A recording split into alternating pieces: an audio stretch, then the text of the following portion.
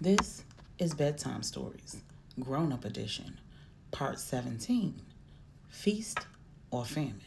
When we left off, Angela had all the information she needed to prove Q's innocence, and Jada was arrested. Stephanie had a little mishap at the church with Corey's mother, and Angela, the children, and Miss Brenda headed out to Fort Worth for Sunday dinner.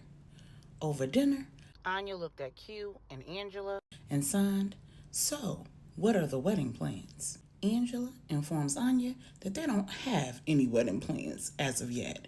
And then Q informs Anya that they had a little hiccup over the past week or so they're a little late getting started. Angela says the wedding can't happen until after the singles conference because she has way too much on her plate right now, but she's ready to start planning. When the Queen Mother asks Angela if she wants a large church wedding like what she's planning for Stephanie, Angela asks the Queen Mother, "What would you prefer?" The Queen Mother's surprised that Angela would even ask, but then she surprises Angela by saying, "I don't care one way or the other. I just need a date, a color scheme, and a location. I'm there. I have no interest in trying to control what you all do. Just let us know where you want a honeymoon and we'll cut the check." Angela said, "No, Medea, you don't even have to worry about that. My parents actually created a fund for my and Stephanie's weddings and honeymoons, and even with 3 weddings, we still won't have exhausted that fund." Q said, "Speaking of funds, let me ask y'all something. What do y'all think about prenups?" Pops Andy said, "I don't see any reason to be thinking about the end of a marriage before the marriage even gets started good. How about you, baby?" Medea says, "What are your reasons for desiring a prenup, Q?" When Q provides her all of his reasons, she says, "Well, I can understand how you might feel that way. How about you, Angela?" Angela said, "We don't need a prenup. Look, I might as well address this once and for all. I've tried to talk Q out of it without even having this discussion because it's something that my family kind of keeps close to the vest. But since we're all going to be family soon, I guess it's important that you all know. Now I'm trusting you all to keep this in the strictest confidence." When everyone agreed, Angela said, "The only portion of my portfolio that would even be considered marital property in the event of a divorce is what I've created with Vibrantly You. All of my other assets are heir inheritance and therefore not considered community property." The Queen Mother chuckled and said, "So cute. All of this time, you've been worried about somebody thinking that you were taking advantage of her, when the truth of the matter is, y'all are pretty much financially even." Q looked at his mother and said, "Not quite." Then he told Angela and the whole table something that they didn't know. In addition to the bonus that he received from Stephanie, his income from T-Cole, the money that he makes through his private investigation firm, Q has some pretty hefty investments. He's not only part owner in his mother's spa, Beldam, and Donovan's construction and architecture company, but he's also part owner of his uncle's aviation company. And he has a huge, lucrative stock portfolio. Quiet as is kept, Q is a wealthy man. A large portion of that wealth he shares with LJ. When LJ first created his firm and Q turned down the offer to join him, it was because he was working on an app that revolutionized tracking technology. What he created was better than anything publicly available on the market. The technology is only available and in use by law enforcement, and he has huge contracts with law enforcement agencies across the country and internationally. Angela said, "So, it sounds like you need the prenup." The whole family started laughing, and Q said, "Nah, I'm good, love." Then Angela said, "So what does everybody think about Puerto Rico?" Then Angela explained that the family has an estate in Puerto Rico, much like the one in Dallas and Denver. Instead of being one large main house with smaller houses on the property, The estate in Puerto Rico has one large main house in the middle with smaller villas all along the perimeter, which means that all of the family and friends who come to the destination wedding will have their own villa that they can stay in, and the couple can have the main house to themselves after the wedding for their honeymoon. The Queen Mother asks, "Well, when are you thinking?"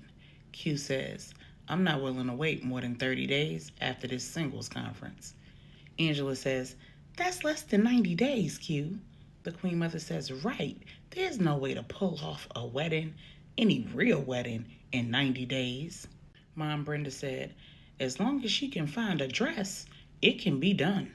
The Queen Mother said, "How is she going to get a property that nobody's staying in ready for something of that magnitude?" Angela said, "Well, our lawyer ensures that there are estate managers and property managers at all of our properties, so that if we ever decide we want to take a trip and stay at one of the properties, they don't need more than 24 hours to have everything ready for us." Mom Brenda said, "So for a wedding, all they would have to do is hire the appropriate professionals. You give them your color schemes, flowers, and the like, and they'll make it happen quickly." The Queen Mother said, "And you need catering and landscaping and I'm sure some other things I can't think of." Angela said, "Yeah, and I know how to make sure that that happens. We can do it. It's just going to be kind of tight." The Queen Mother said, "Well, okay then. How do you feel about Kleinfelds?" Q said, "Nah, I was thinking custom, Vera Wang." Then Angela said, "What? How am I going to get a dress from Vera Wang?" Q said, "I'll call her." Everybody in the room just stared at Q. Then Anya signed, "What are the colors?" And in unison, Q and Angela said, "Royal blue and pure white, of course." The following Friday is Stephanie's bachelorette party. And Stephanie has put her best friend, LJ's baby sister, Rennie, in charge of the festivities. Rennie and Stephanie aren't best friends for no reason. The two women are like peas in a pod. So Rennie has pulled out all the stops on Angela's dime. She's rented out an Airbnb so that all of the attendees can stay there after the festivities and nobody has to drive home, and so that all of those shenanigans don't go on at Angela's estate. She's hired a caterer, a bartender, and waiters. Now, the waiters all happen to be exotic dancers, and the party theme is 50 Shades of Grey. So everybody, waiters, bartenders, chefs, attendees, are all dressed incognito in masks and costumes in keeping with the theme. Stephanie's whole little speech about becoming a first lady and needing the bachelorette party to be a little more tame went out the window when Corey's mother played in her face at the church the previous Sunday. So Rennie took her marching orders and ran with them. It's half-naked men everywhere they looked. The 15, 20 attendees are dressed like dominatrix and French maids and Betty Boop and the like. Of course, our girl Angela has kept it cool, cute, demure, and she's also being very accepting, very non-judgmental, very amenable. The waiter who keeps bringing her drinks looks oddly familiar, but she just can't put her finger on where she knows him from because he's in disguise. At one point, he comes over to her with a shot glass in his mouth, upside down, leans her head back, and pours the shot in her mouth. And all of the women cheer. Angela's trying her best to be a good sport. When LJ and Q arrive to pick up Regina and Angela because they're not supposed to be spending the night at the Airbnb, Regina goes to the door and she is two sheets in the wind and on her typical singing BS. Y'all remember when SZA was like, "I'll touch that fire for you. I'll do that 3, 4 times again. I'll testify for you. I told that lie, killed that. Do it. All of them around you scared to do. I'm not. Long as you get out here for me, I got it. mobbing, scheming, looting, hide your bodies. Long as you dreaming about me, ain't no problem. I don't got nobody just with you right now. Tell the truth, I look better under you. I can't lose when I'm with you. How can I snooze and miss the moment? You just too important. Nobody do body like you do. Q cut Regina off and said, Gigi, cut it out. Where my woman at?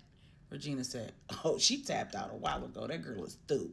She went upstairs and crashed. She told me to tell you to pick her up in the morning. Then Regina told everybody good night and all about what she planned to do to her husband when she got him home. And then they headed to the car. LJ helped her into the passenger seat. He got in the driver's seat. And after Q verified that the PI he had on Angela was still in position, he got in the back seat. When they got about 6 or 7 blocks away from the house, Q got a phone call. When he looked at the call ID, he saw that it was Pastor Corey. When he answered, Pastor Corey said, Q, it's a long story, but my men just told me that they saw you and LJ pick up Regina from the bachelorette party and Angela wasn't with you. Where is she? Q said, she's in the house, sleep. What's going on? What you mean your men told you? Corey said, I don't have time to explain. I'm on my way. I need you to go back and find Angela.